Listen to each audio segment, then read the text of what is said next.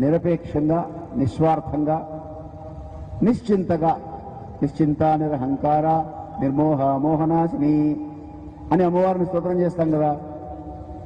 అలా గనక చేసి ఉంటే నిశ్చింతగా,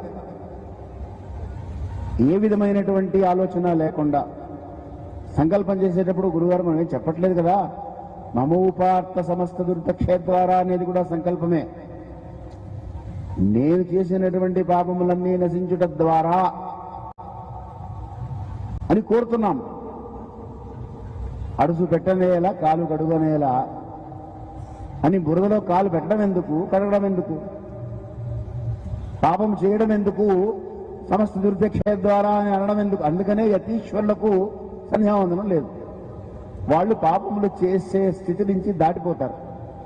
వాళ్ళు పాపాలు చెయ్యరు, చేసే అవకాశం కూడా పెట్టుకోరు. ఏమాత్రం